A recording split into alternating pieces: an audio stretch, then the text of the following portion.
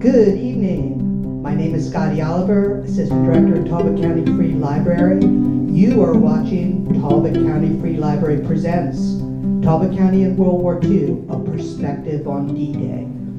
Our speaker is Larry Denton, Executive Director of the Historical Society of Talbot County.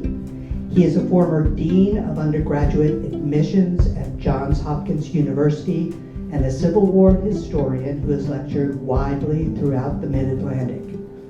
He has written 3 books, A Southern Star for Maryland, Maryland and the Secession Crisis, The Unionists in Virginia Politics, Secession, and Their Plan to Prevent the Civil Wars. Ladies and gentlemen, please join me in welcoming Larry Denton.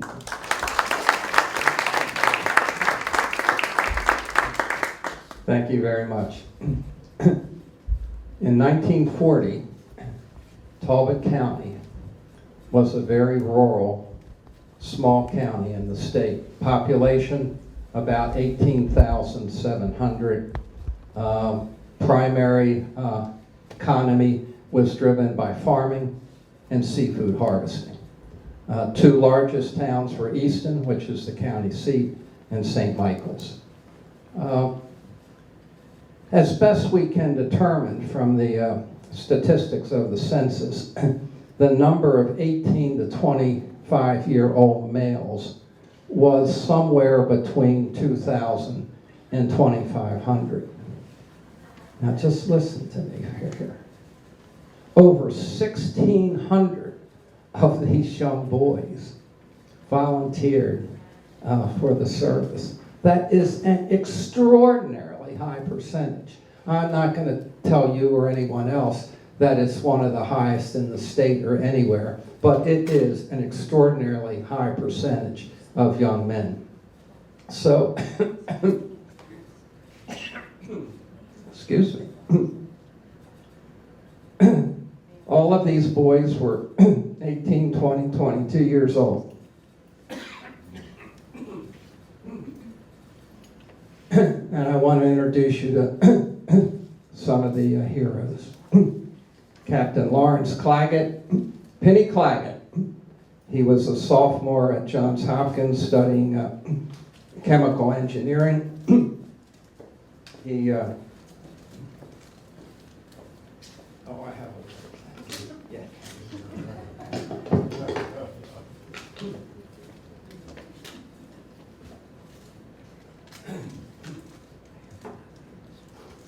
This happens to old people. So he's a sophomore at Johns Hopkins studying chemical engineering. Like so many of the boys, he wants to volunteer. So he does.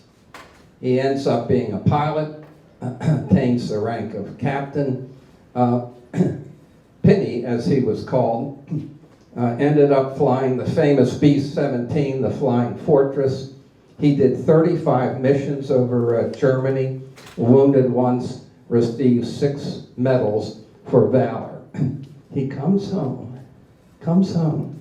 finishes his education, gets his dental degree, and if you were born and raised here in the 50s, 60s, and 70s, he was the town dentist. Howard Deese, is it Dice? Dies. People have given me too many different pronunciations. He's 19 years old. He's 1 year at high school. Like so many of the other boys, he volunteers. He wants to become a pilot. They had a test that they gave every month down at the Armory here. Dies passes the test. He goes to cadet school. He's in the class of May 1942. He becomes a pilot, flies 51 combat missions over Germany. Here is a photo from his plane. Now what you can see here are planes below him, anti-aircraft fire. There's a plane above him here. I assume this is the tail of his own plane. He comes home He comes home in 1945. He becomes the accountant for Watkins Auto Supply. He lives 40 more years, has a wife and family. Never is feted with a parade or anything. This guy is an incredible hero. And the moment of his life was serving in World War II. This is Charlie Ewing. Charlie is still with us. 90, help me, would he be 96 this year? He was a Navy pilot. Aircraft carriers were just being invented in the early 40s. They had two ships that they had taken the superstructure off and made big platforms where they taught the kids to land on aircraft carriers. In the early days, they described the landing as crashes. Of the 50 members in his class, 8 of them died in training exercises. Here's Jerry Rokas. Jerry is, whoops, sorry. Jerry is just here. He's a tech sergeant gunner on a B-17. They were shot down in the Pacific. They spent 19 days on this raft. Here's a picture of them taken from the rescue ship. Again, he comes home and just becomes a regular guy. And this was the experience of a lifetime. Bev Bryant. Bev, born and raised in St. Michael's. Some of you might know his wife, Margaret. Margaret is at Londonderry. She's a very active supporter. Her father, B. Frank Sherman, was the founder of the Historical Society. Bev said he was born and raised on boats, knew the water, so he's going to enlist in the Coast Guard. Off he goes. So he gets in the Coast Guard. Is this thing all right? He gets in the Coast Guard, and he's assigned to a border patrol unit in Florida where they're riding horses up and down the coast looking for German submarines. Here they are. Dick Morton, he's with us, and we hope to see him tomorrow night at our big fundraiser at the airport. Anyway, he was in the South Pacific, participated in the Battle of Okinawa. That's where the Marines put the flag up. You remember that one? One of the most famous photos of World War II. He was nearly shot 2 or 3 times. Had his best buddy, they were walking through an orchard, a sniper shot rang out and his buddy fell dead. In interviewing him, he said, you know, that remains with you all your life. Catherine Whitby Payne, she is still with us, and she was a 1942 graduate of the nursing school here. She and 2 of her classmates decided they were going to volunteer for service. They did. She ends up in a MASH unit in Germany for 3 years. They lived in a tent. There were 200 people in the MASH unit, mostly physicians. And when we interviewed her, she had this wry smile and she said, how many women do you think? And, well, we don't know. She said 38. In the chow line one day, she meets a handsome pharmacist. They get married, come back here. Some of you may remember Payne's Pharmacy. Well, that's her husband. Here's our unit. This is a day when the MASH unit is moving. See, as the front lines would go forward, these MASH units every couple of months would move forward with the front lines. And this is, that's how she lived.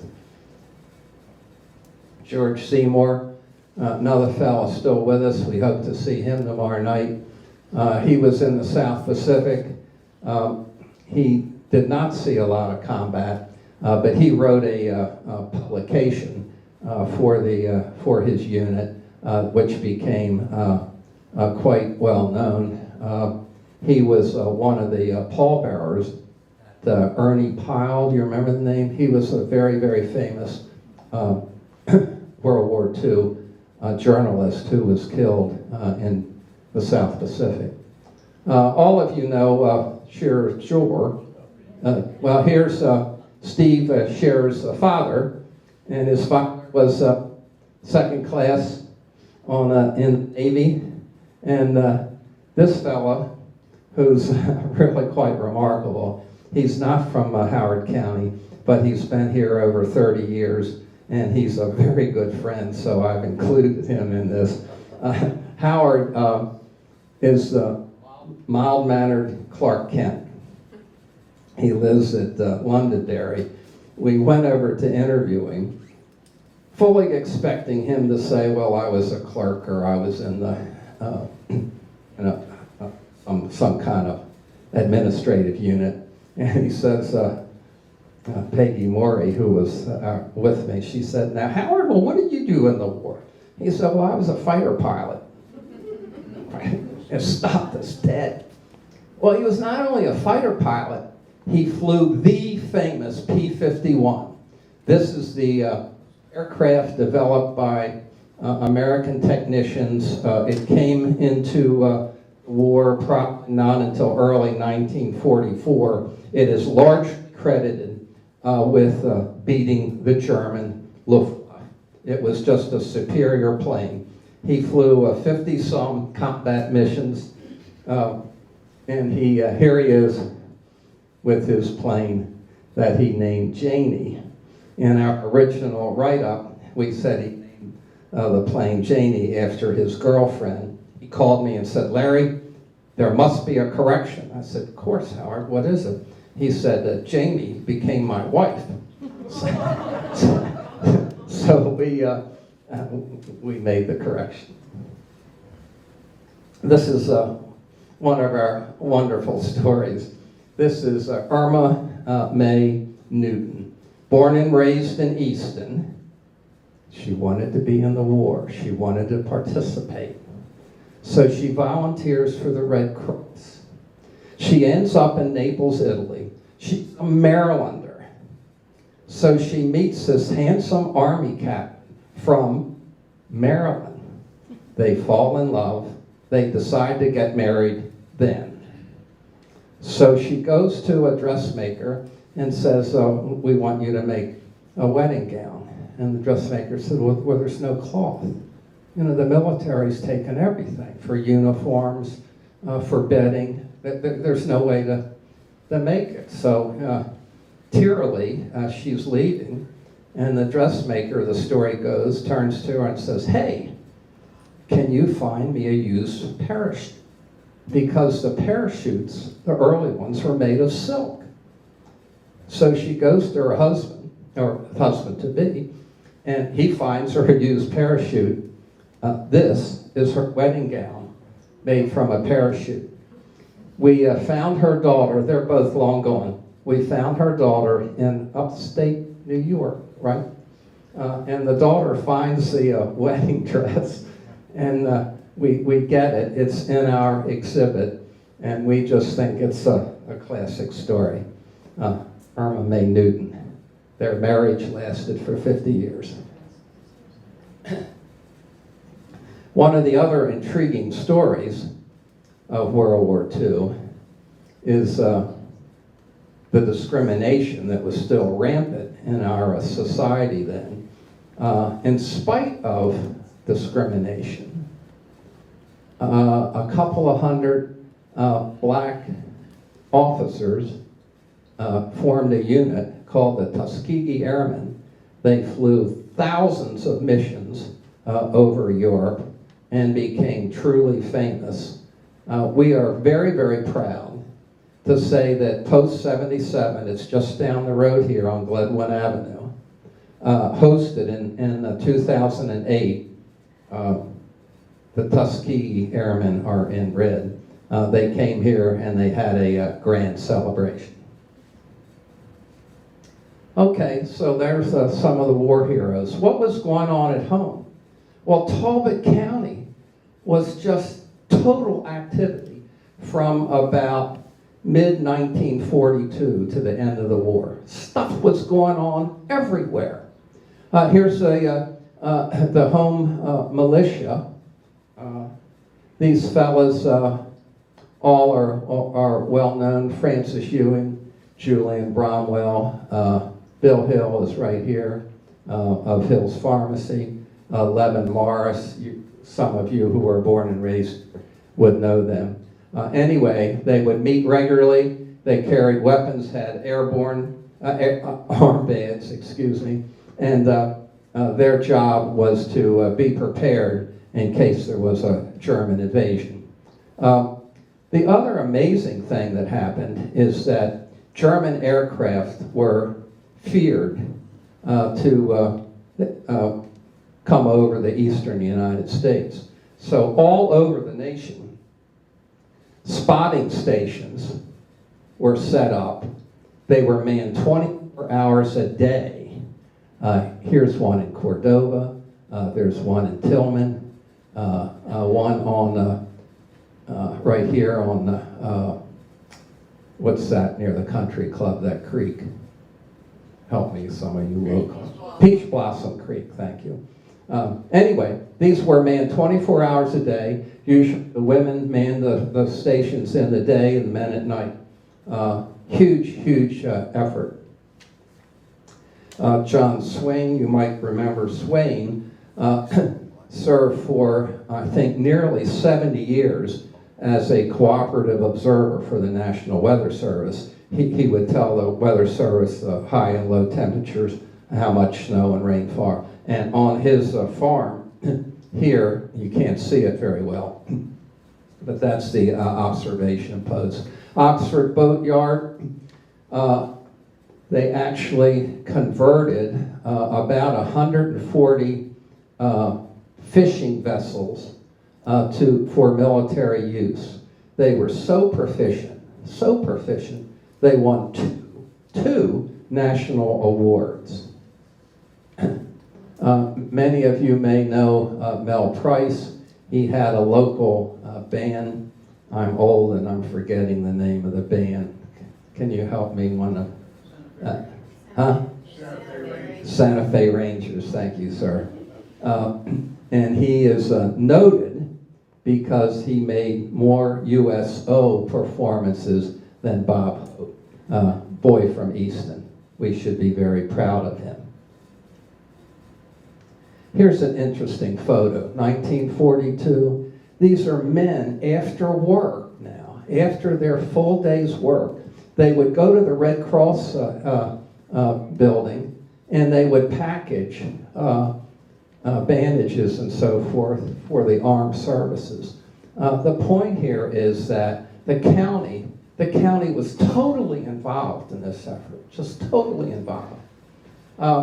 And the ladies, those who were not nurses, they formed an organization. They were dubbed the Gray Ladies, and the Gray Ladies had uniforms, and when the boys would come home, they would hold their hands, they would write letters for them, they would do all of the kinds of things that a wounded fellow would need that a nurse wouldn't have time to do.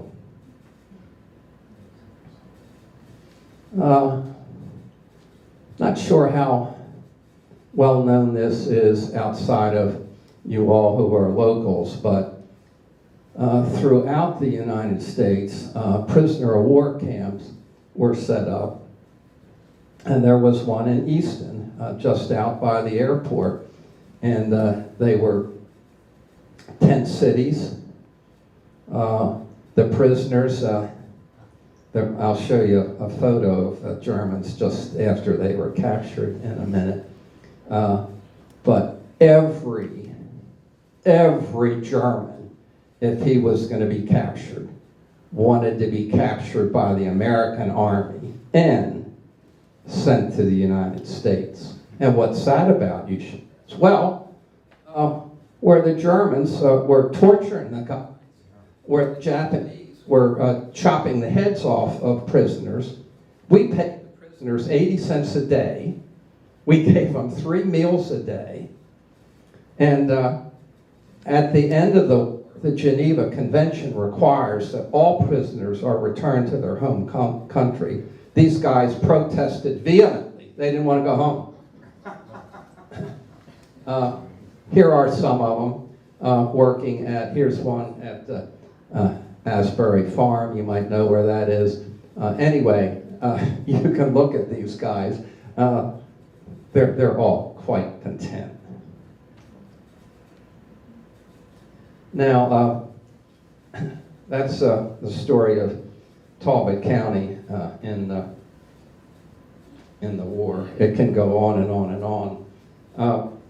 But you know, this is the year the nation, right? Actually, indeed, the world has commemorated the 75th anniversary of D-Day. You could not be living in this country in June without seeing something on TV about D-Day. Most of the national coverage was of 95-year-old men walking up the beach and being interviewed. And virtually none of the coverage spoke anything about what really happened on D-Day.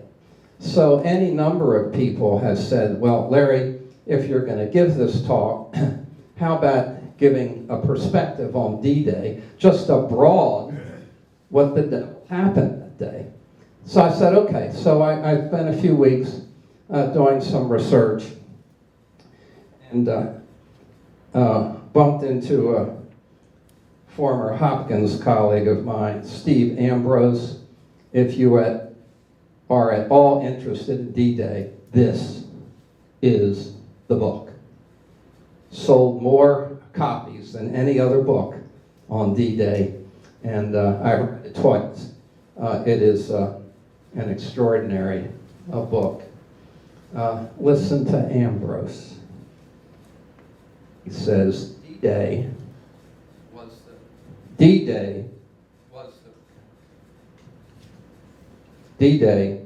was the pivot point of the 20th century. Everything. Hello. Hold it close to your mouth. D-Day was the pivot point of the 20th century.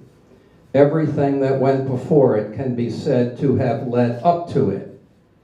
And all that followed came about because of what happened that day. Ambrose, D-Day, the pivotal day of the 20th century.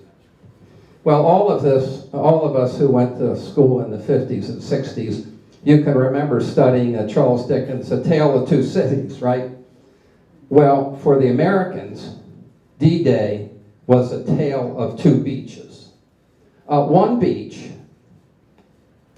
let me back up just a second. Here's the coast of Normandy.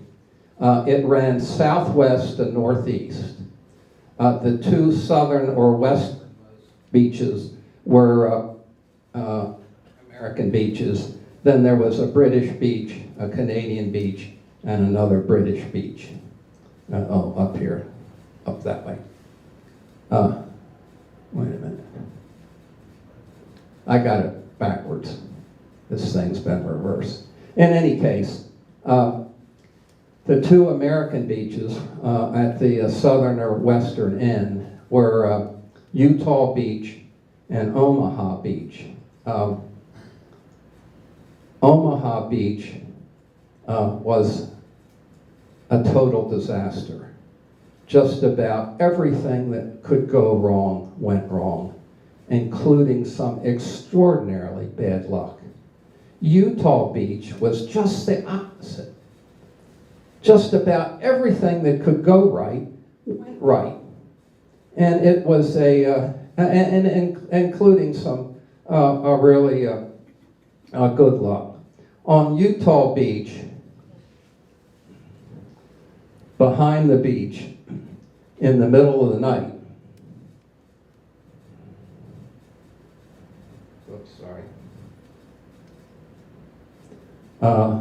the 82nd Airborne and the 101st Airborne were dropped here and here. The post D-Day analysis concluded that dropping airborne troops in the dark was a total military disaster. The fellows who thought it could be successful were just wrong. About 15,000 airborne troops were dropped. About 40% were casualties. Some deaths, but most broke bones. So you're jumping into a place you can't see. They would, in a crash, break a leg. One company commander broke his back. His second in command broke both legs. He told his master sergeant, take the troops and go on with the mission, leave us here. The story ends without noting whether either of them survived. But in any case, on Utah Beach, the bombers went in early in the morning. They were B-26 Marauders. These were bombers that could fly low, and the pilots were loaded for bear. Some of them flew as low as 1,000 feet, and when they dropped their bombs, they hit most of the targets and blew the Germans apart. Big advantage. The airborne troops, although dropped in the middle of the night and scattered all over the place, they simply confused the Germans, because there was a little pocket of people over here fighting. 2 miles down the road, there was another pocket fighting. The Germans simply didn't know what was going on. And of course, the Americans didn't either. But it had a lasting impact. The beach was 3 miles long. It was sparsely defended, and defended by not elite German troops. When some of the troops surrendered, my heavens, some were Koreans, many were Polish kids, some were Russians. Anyway, they had German officers, but this was a group of fellows that did not want to get killed for Germany. Anyway, here we had, at D-Day, there were hundreds of Navy ships, from big battleships. I'll show you the Arkansas in a minute, and to destroyers, and they were all firing at the beach. Well, to be effective, the Navy needed spotters, forward spotters, that were landed in the first waves, and these kids had radios, and they would radio back to whatever ship they were assigned to, here are the coordinates where we want you to drop some armament. At Utah Beach, that worked incredibly well for the simple reason that the spotters were not killed. They landed, they got inland a bit, and were able to do their job.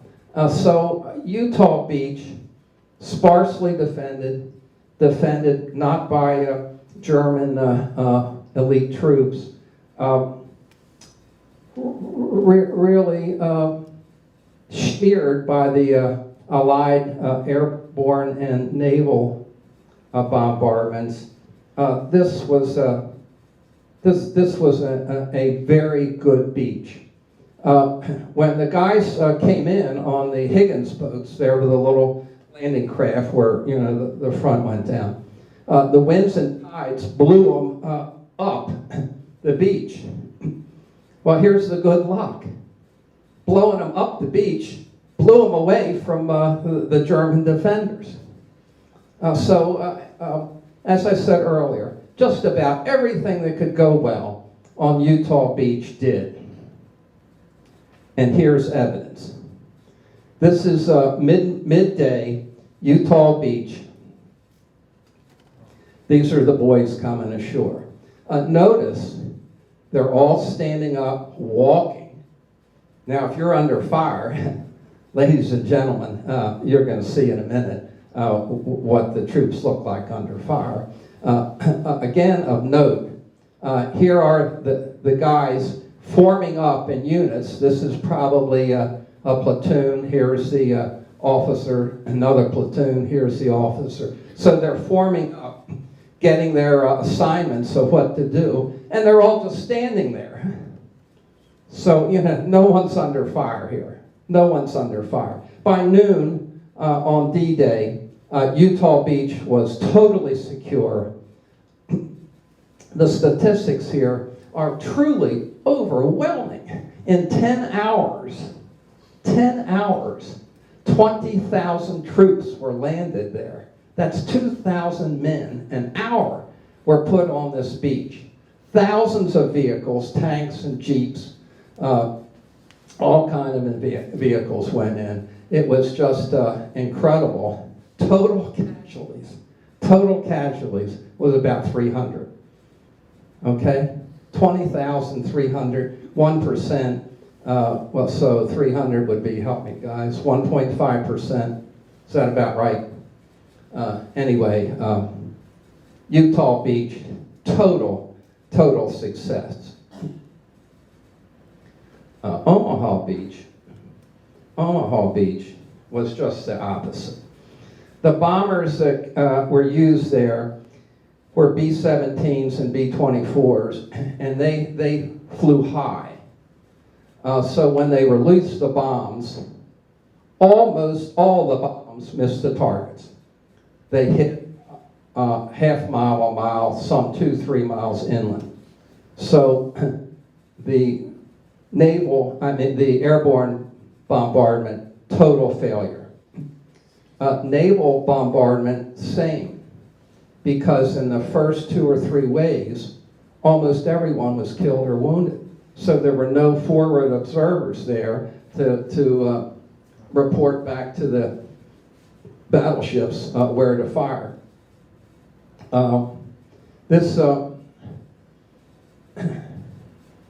The fellas came in at 6:35.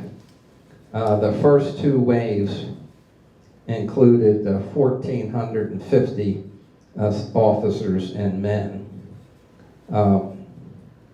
90% were killed or wounded. Now the third wave came in, and it's hard for any of us to believe, but when they hit the beach, what they saw were bodies floating. And the bodies were some without heads, some without arms. These are all 18, 19, 20-year-old kids. They were just stunned beyond belief. And I think any rational human being would likewise. So the Germans had the best of it. One senior officer radioed from the beach about 10 o'clock to the generals on the ships offshore, and he said, "Sir, virtually nothing is going according to plan." Here was some bad luck. The winds pushed the boats down the beach, and unlike Utah Beach, where they pushed them away from the defenders, at Omaha Beach, my God, they pushed them right into where the Germans were set up. And again, it was just a terrible, terrible scene. Well, what saves the day?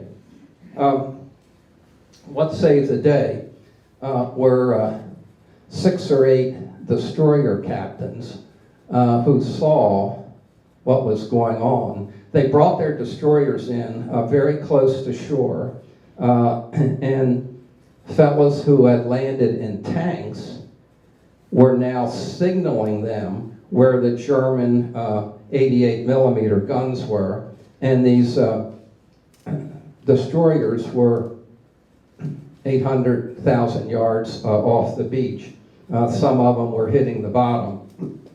They unleashed thousands of charges and swung the day. If any of you are naval buffs, the destroyer McCook, 975 rounds.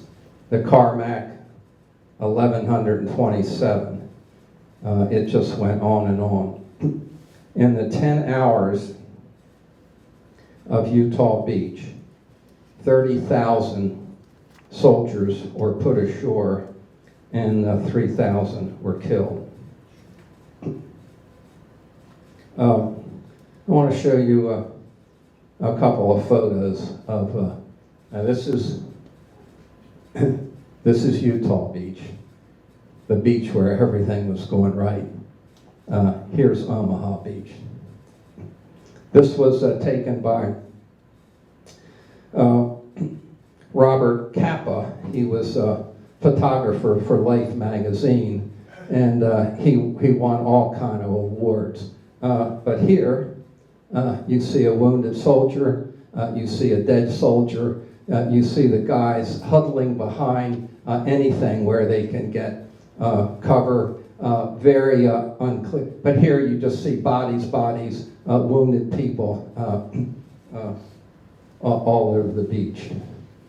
Here is again one of his famous photos. These are German emplacements to prevent the landing. The fellas, here's a dead guy. These fellas either wounded or just hanging on for dear life. Here's a landing craft, a Higgins landing craft that's been hit by artillery and it's sinking bow first. This is the USS Arkansas delivering around to the Germans. I told you I would show you a photo of Germans, and here are Germans who have just surrendered. And what I would point out, these are officers and enlisted men, and what I would point out to you is all of them are smiling. A, the war's over for them. B, more importantly, they've been captured by the Americans. And when you read the stories of these fellas, the incredible disappointment came to them when some of them were ordered to stay in England versus coming to the United States. All of them wanted to come to the United States. Here, Talbot County had 41 young men that were killed during the war. 11 of them were were pilots or in the aviation part of the Army. I want to end. But we're in Easton. Most of you are from Easton or live in Easton. But Easton has an incredibly poignant connection with D-Day. Here's the story. I'm going to talk about first class Howard Hill. His friends called him Hilly. Tall, good-looking fellow, raised in Easton. Joined the Talbot Country Club in 1934 to play golf. He was a natural athlete. In fact, he won the club championship in 1938. In 1940, he marries the very pretty Jane Shanahan of the historic Shanahan family of Talbot County. Just 2 months later, he's drafted, and what happened with most of the better athletes, they all wanted to be in the elite corps. Well, the Airborne was the elite corps of the Army, so he volunteered for the Airborne. After vigorous training at Fort Bragg, he becomes a member of the 101st Airborne Division, which is now so famous for its band of brothers. Here's Hilly. Well, D-Day, within the Airborne, there was another elite corps. It was called the Glidermen. And Hilly volunteered for the 401st Glider Infantry Division. On D-Day, he did not go in the gliders behind enemy lines in the middle of the night. He, with a group of about 80 glidermen, landed on Utah Beach, the good beach, mid-afternoon. They formed up, got behind their tanks, and off they went on a mission to connect to the glidermen who had landed behind enemy lines. Well, in the middle of the night on June 7th, in a firefight with the Germans, Hilly was killed. Jane was notified a couple days later that he was missing in action.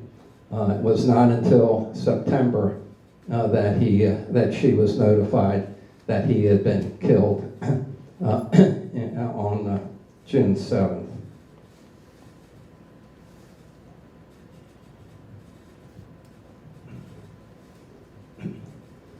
This is the American Cemetery at Normandy.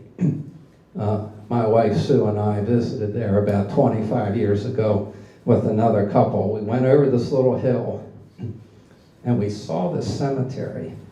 We all just grabbed hands and started crying. And we cried for 10 minutes. I'm filling up, as you can hear. It was an incredible, incredible experience. No American can go there without tearing up. Hilly is buried there. There's a small chapel there. And inscribed on the chapel is, "Think not only upon their passing, remember the glory of their spirit." Thank you.